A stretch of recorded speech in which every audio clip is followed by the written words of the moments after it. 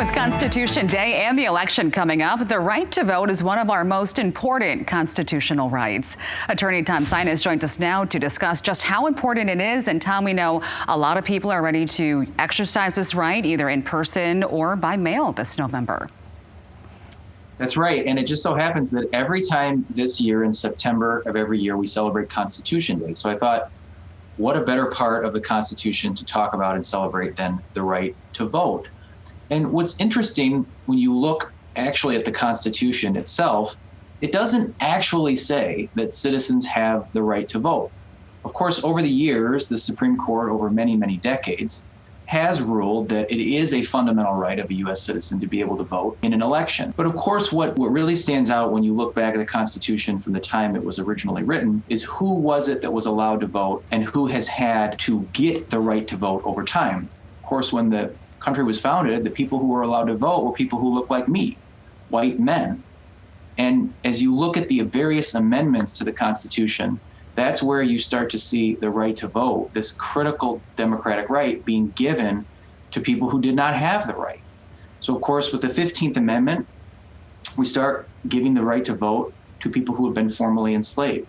Mm-hmm. The 19th Amendment in 1920, 100 years ago, women get the right to vote. The 24th Amendment, that doesn't take effect until 1964. That eliminates the poll tax.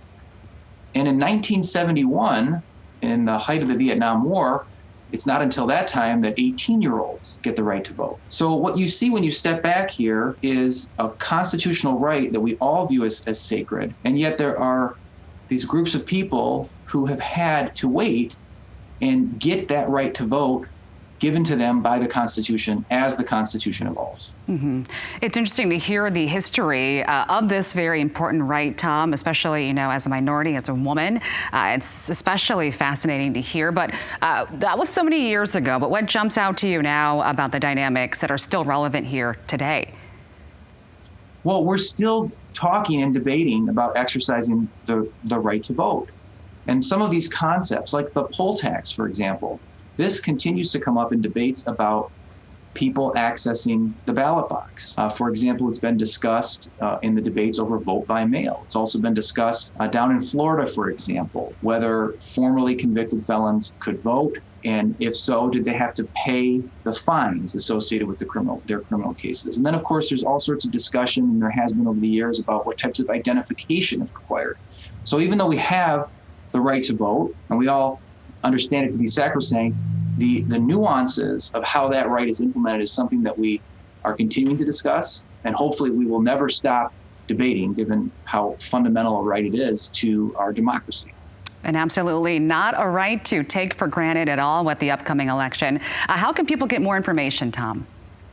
Well, I think up on the screen there's information about our law firm, but I'm not going to direct people there. I want to direct people actually to the Michigan Secretary of State's website. And why? Well, I want people to make sure that they're registered to vote. You don't have to, as of 2018, you don't have to be registered in advance of Election Day, but there's no reason not to if you plan to vote. So go to the Michigan Secretary of State's website, see if you're registered to vote. If not, get registered to vote so you can exercise that utmost constitutional responsibility that we all have. It is critical. Attorney Tom Sinus, thanks so much for joining us. Thanks, Janice.